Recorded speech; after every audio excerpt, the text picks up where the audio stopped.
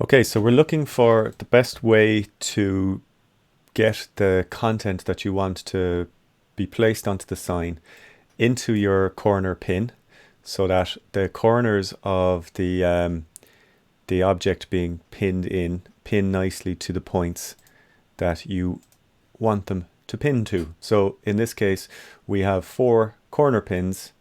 Now this could also be data coming in from Mocha or the corner pin effect itself in After Effects, but we just want to make sure that whatever we put in is going to go between these 4 points, and it's going to line up in a kind of a natural way, so to speak.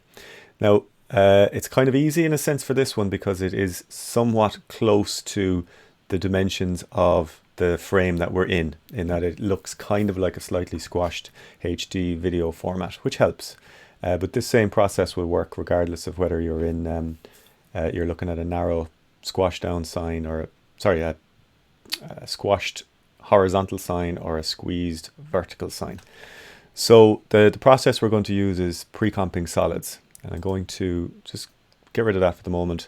And we're working on the basic principle that whatever we put in here, if we wanted to map perfectly to those 4 corners, the thing that we put in needs to be the same size and shape as the composition that we have tracked or that we're working in currently at the moment. Okay, so the plate is 1920 by 1080, the composition is 1920 by 1080, and the object that we need to pin in here also needs to be 1920 by 1080. So, you know, lots of ways you could do it. You could go off and create yourself a new composition out here, but it's much quicker, I find, to just work from the inside out and create a temporary solid. You can even call it temp. Doesn't matter what color it is because we're going to delete it in a moment.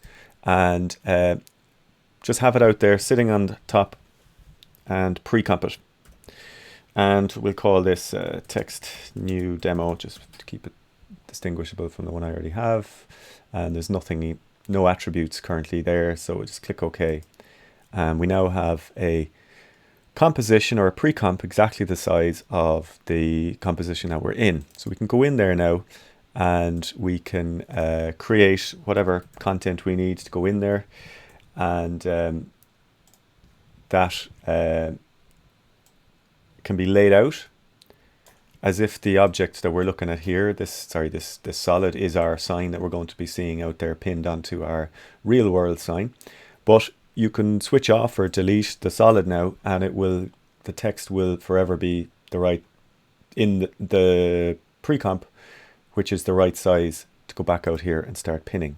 Okay, so now we have text new demo, and we can go back and we can find our corner pin track. And there we have it, and we can now edit target, go text new demo, okay, apply. One second now I just need to do that again because I accidentally deselected the track. Perspective corner pin, yes, edit target, text new demo, okay, and apply. Okay, so now as you can see, the text is nicely flush inside there.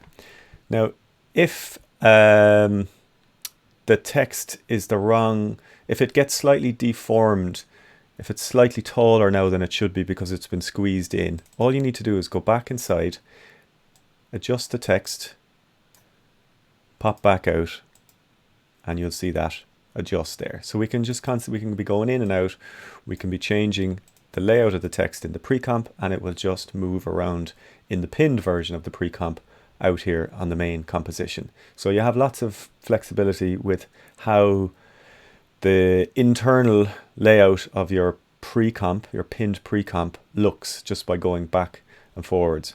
But just remember that the solid gives us the proper shape for the object that we're pinning in, and you can't really go wrong then.